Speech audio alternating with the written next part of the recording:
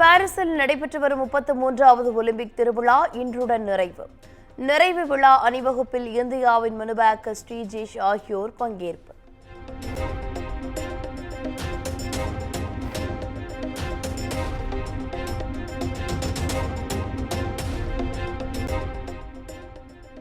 ஒகேனக்கல் காவிரி ஆற்றில் நீர்வரத்து 20,000 இருந்து 23,000 கனஅடியாக அதிகரிப்பு.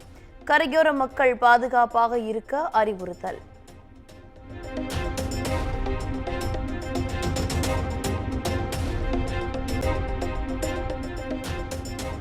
சூரிய மின்சக்தி உற்பத்தியில் தமிழ்நாடு புதிய சாதனை. ஒரே நாளில் 5,979 மெகாவாட் மின்சாரம் உற்பத்தி செய்து அசத்தல்.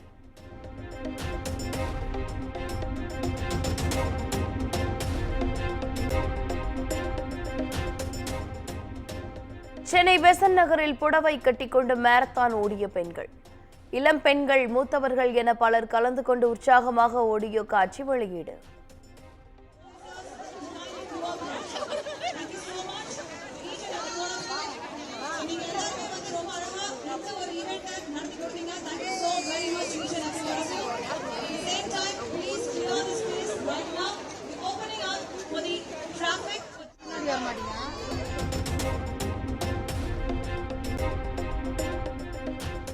திருவாரூர் ஆலத்தம்பட்டி தனியார் நகைக்கடையில் 40 சவரன் தங்கம் 4.5 கிலோ வெள்ளி திருடப்பட்ட சம்பவம்.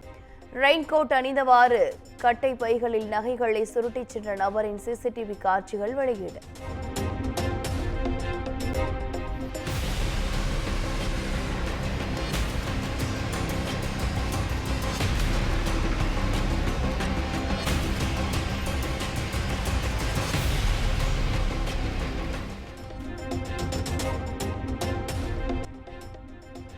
விழுப்புரத்தில் பெய்த கனமழையால் குளம் போல் காட்சியளித்த புதிய பேருந்து நிலையம்.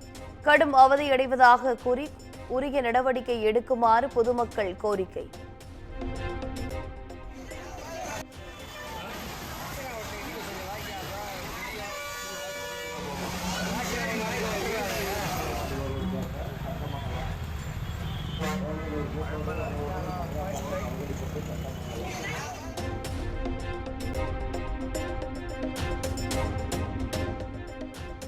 மதுரை வாடிப்பட்டியில் 15 ஆண்டுகளுக்கு பின் நடைபெற்ற பொன் அழகாயம்மன் கோவிலில் கல்லறி எடுக்கும் விழா. ஆட்டுக்கிடாய் பொங்கல் பானையுடன் 10 கிலோமீட்டர் தூரம் நடந்து சென்று வழிபாடு.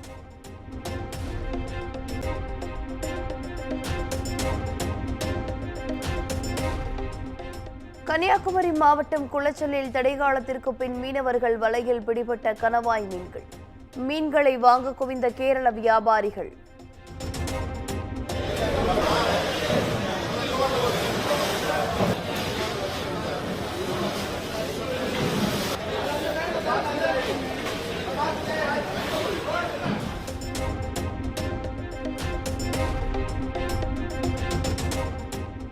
வினேஷ் போகத் உருவத்தை சூரிய ஒளியில் வரைந்து அசத்திய விருதுநகர் மாணவர் கார்த்திக். ஒலிம்பிக் போட்டியில் நிச்சயம் வெள்ளி கிடைக்கும் என நம்பிக்கை.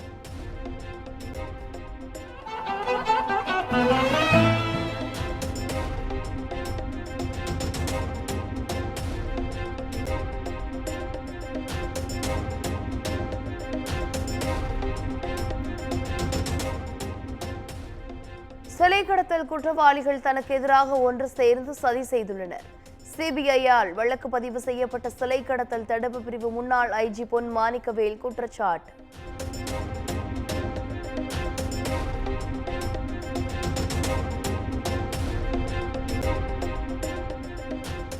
புதுச்சேரியில் கத்தார் உள்ளிட்ட நாடுகள் பங்கேற்ற சர்வதேச சிலம்ப போட்டி. 14 தங்க பதக்கங்களை வென்று குவித்த குமரி மின்னல் சிலம்பாட்ட குழு.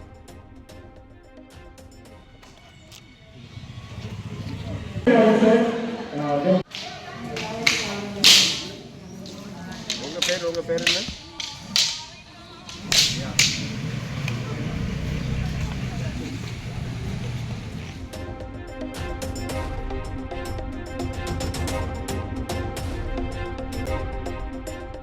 ஜம்மு காஷ்மீரில் பயங்கரவாதிகளுடனான மோதலில் 2 ராணுவ வீரர்கள் வீரமரணம்.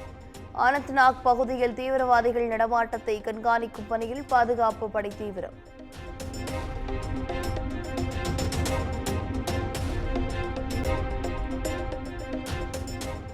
அதானி ஊழலுக்காக பயன்படுத்தப்பட்ட வெளிநாட்டு நிறுவனங்களில் செபி தலைவர் மதாபிக்கு தொடர்பு.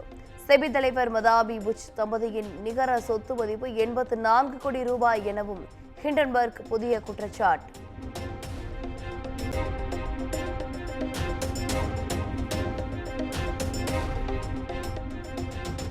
பல்வேறு சர்ச்சைகளுக்கு மத்தியில் நாடு முழுவதும் இன்று நடைபெறுகிறது முதுநிலை நீட் தேர்வு.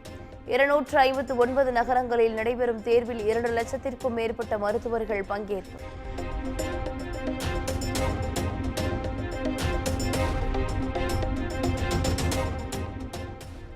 ஒலிம்பிக் ஹாக்கி போட்டியில் வெண்கலம் வென்று மத்திய பிரதேசம் திரும்பி விவேக் பிரசாத். மாநில விளையாட்டுத்துறை அமைச்சர் மாலை அணிவித்து வாழ்த்து தெரிவித்து உற்சாக வரவேற்பு.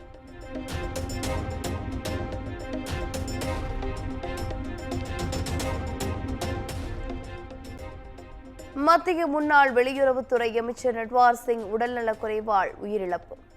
வெளியுறவு கொள்கைகளை வகுப்பதில் சிறந்த பங்களிப்பு செய்தவர் என கூறி பிரதமர் மோடி இரங்கல்.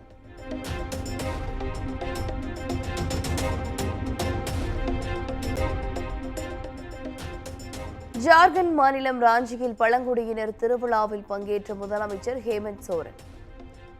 உற்சாக ட்ரம்ஸ் வாசித்து கொண்டாட்டம்.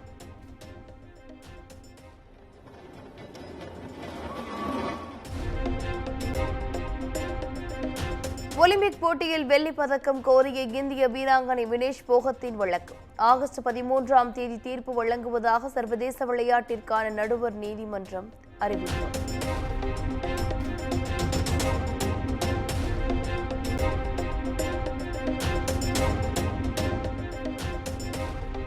வினேஷ் போகத் பதக்கம் கிடைத்தாலும் கிடைக்காவிட்டாலும் நாட்டுக்காக அவர் செய்ததை மறந்துவிட வேண்டாம். ஒலிம்பிக் பதக்க நாயகன் நீரஜ் சோப்ரா வலியுறுத்தல்.